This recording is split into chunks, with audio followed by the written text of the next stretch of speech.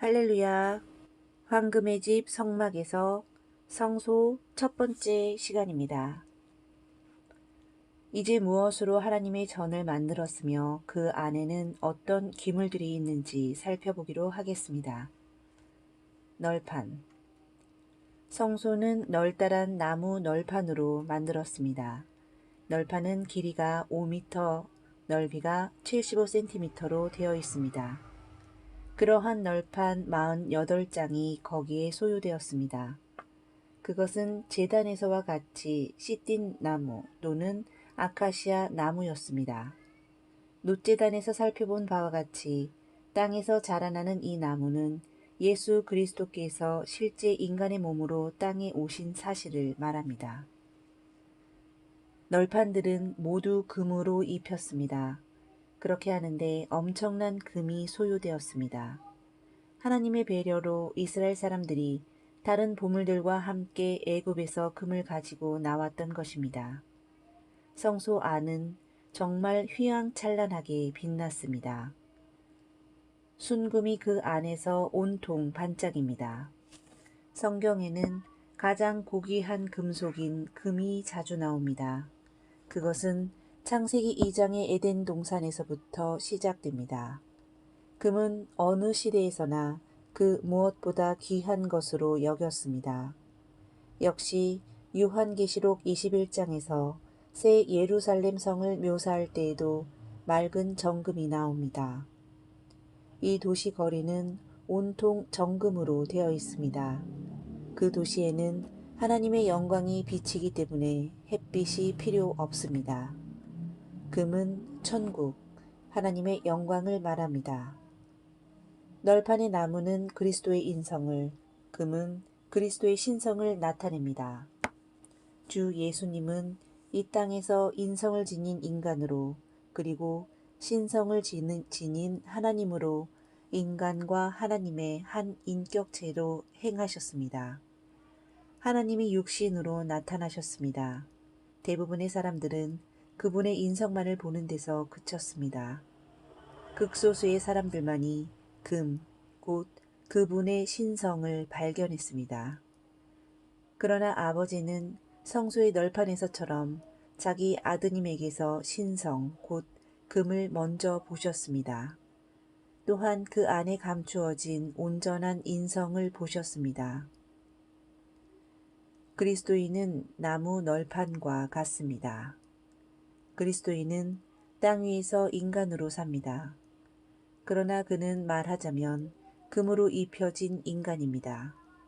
하나님의 모든 자녀는 하나님의 의가 되게 하셨다는 말씀과 그리스도로 옷 입었다는 말씀은 참으로 놀라운 것입니다.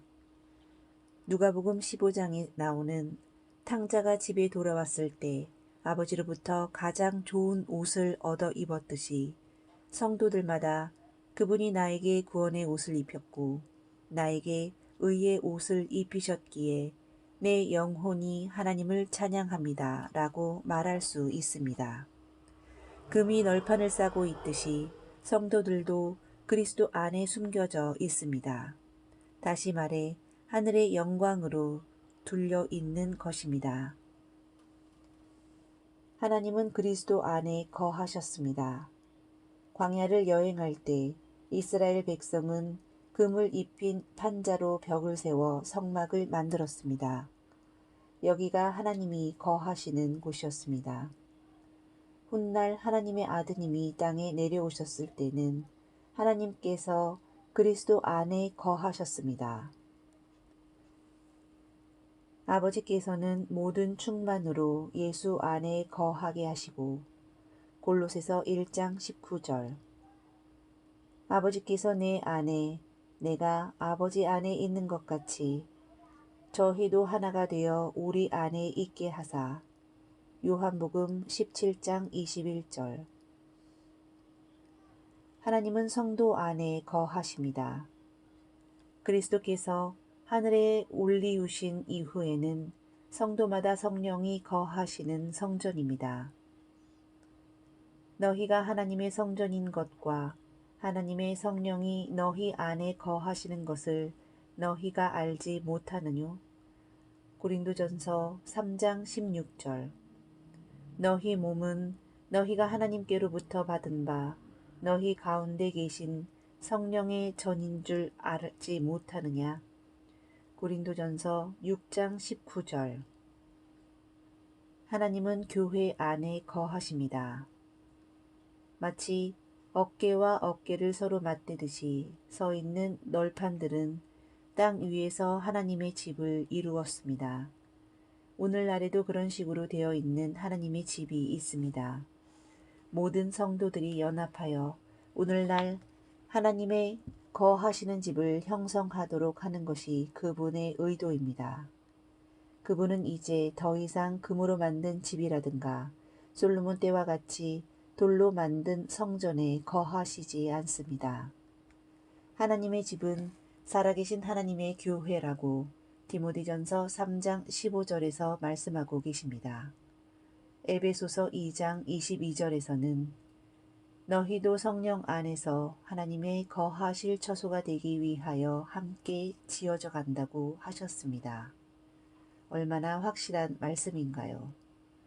히브리서 3장 6절에서는 우리가 그의 집이라고 기록되어 있습니다. 오늘날의 모든 성도들이 그렇듯이 신약에 나오는 성도들은 그 당시 하나님의 집을 이루고 있었습니다. 모든 진실한 하나님의 자녀들이 그리스도의 교회를 이룹니다. 베드로가 베드로전서 2장에서 말한 바와 같이 성도들은 산돌로서 신령한 집을 세우고 거룩한 제사장이 되는 것입니다. 그럼에도 가능합니다. 널판과 널판이 어깨를 맞대고 연합하여 서 있는 것처럼 성도들이 연합되어 있지 않고 그리스도인들 간에 불화와 분열이 일어나고 있다는 것은 얼마나 슬픈 일입니까? 교회가 시작된 이래 얼마 동안은 분명히 연합이 이루어졌습니다. 고린도 교회에서 우리는 살아계신 하나님의 성전이라 이와 같이 하나님께서 이르시되 내가 그들 가운데 거하며 라고 말씀하셨습니다. 그러나 그들 가운데 분쟁이 일어났습니다. 그들 중에 어떤 이들은 나는 바울에게, 나는 아볼로에게, 나는 게바에게, 나는 그리스도에게 속했다고 하므로 스스로 파당을 만들었습니다. 또 어떤 부자 성도들은 가난한 성도들을 업신여겼으며 심지어 은사 문제로 누가 더 신령한가에 대해 다투기도 했습니다. 그럼에도 불구하고 우리의 심령 속에서 모든 진실한 그리스도인들과의 연합과 일체감을 느끼는 것은 가능합니다. 이러한 하나됨의 터전 위에 모이는 것이 가능합니다. 오늘날도 그러한 교회 생활을 할 수 있습니다. 이스라엘 민족들에게 그렇게 세밀히 제사법을 가르쳐 주신 하나님이 오늘날 그의 자녀들에게 섬기는 법을 또한 가르쳐 주지 않겠습니까? 예, 분명히 가르쳐 주셨습니다. 이러한 가르침을 우리는 어디서 찾을 수 있을까요? 그분의 말씀 외에 또 어디 있겠습니까? 말씀에 따라 우리가 불신자와 분리되며 주를 깨끗한 마음으로 부르는 자들과 함께 할 때 예수 그리스도의 이름 아래 우리는 하나가 될 수 있습니다. 주님의 이름으로 모인다는 것은 그분을 중심으로 모인다는 것을 말합니다. 그러면 그분이 중심이 되시며 주권을 그분이 홀로 가지고 인도하시는 것입니다. 이렇게 하나 된 자들은 나도 그들 중에 있느니라는 마태복음 18장 20절에 주님의 약속을 받게 됩니다.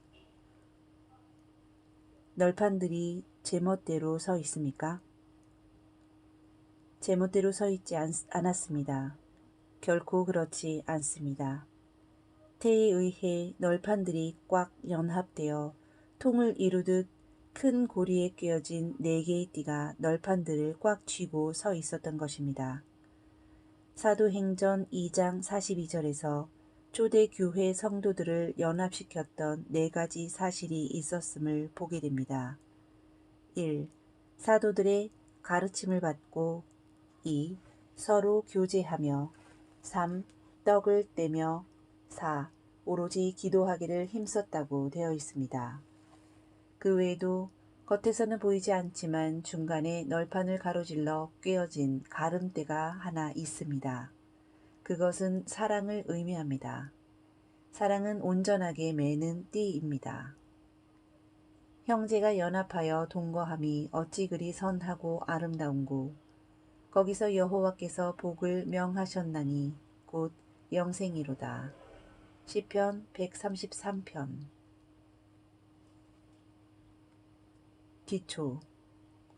성막이 단순히 사막 위에 서 있는 것이기 때문에 기초가 매우 튼튼하지 않으면 안 되었습니다. 집을 짓는데 가장 중요한 것이 이 기초가 아니겠습니까? 창조주께서는 하나님 집의 기초를 넓은 은받침으로 하도록 하셨습니다. 매 받침마다 40kg의 무게가 나갔습니다. 널판 하나에 2개의 은받침이 깔리도록 했습니다. 널판마다 아래 끝에 2개의 촉 또는 핀이 있었고 은받침에는 하나의 홈이 파져 있어 널판의 촉이 그 홈에 들어가게 되어 있었습니다. 얼마나 값비싼 기초인가요?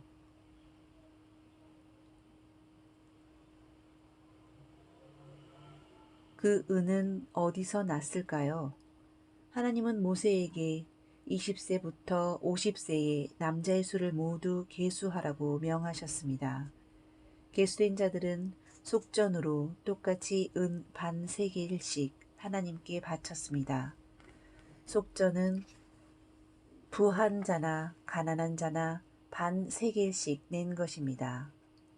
우리 때에도 그러한 것은 항상 남아 있습니다. 속전이 지불된 자만 하나님의 백성으로 계수되며 예수 그리스도의 교회에 속하는 것입니다. 당신은 속전을 지불하셨습니까? 누가 당신을 위해서 속전을 지불해 주셨습니까?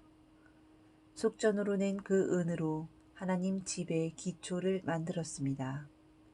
48개의 각각의 널판마다 2개의 은받침이 놓였습니다. 따라서 온 하나님의 집과 널판들은 이미 지불된 속전 위에서 안식하는 것입니다. 성경에서 은은 대가를 지불하는 수단으로 쓰였습니다. 아브라함은 은 400으로 밭을 샀고 소년 요셉은 은 20의 노예로 팔렸습니다. 가롯 유다는 은 30의 주님을 팔았습니다. 히브리어나 불어 등 몇몇 언어는 은과 돈을 같은 단어로 사용합니다. 성경에서는 은이 예수 그리스도께서 죄를 사하시기 위해 지불한 속전으로 그려져 있습니다. 그 값은 그분의 고귀한 보혈이었습니다. 이와 같이 오늘날 하나님의 집은 우리 구세주께서 지불하신 고귀한 속전 위에 서 있는 것입니다. 이와 같이 놀랍고 기이한 일을 하나님 외에 어느 누가 생각이라도 할 수 있겠습니까?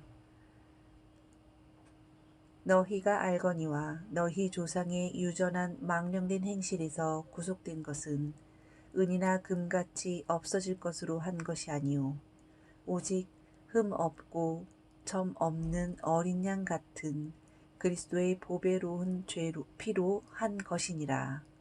베드로전서 1장 18절로 19절.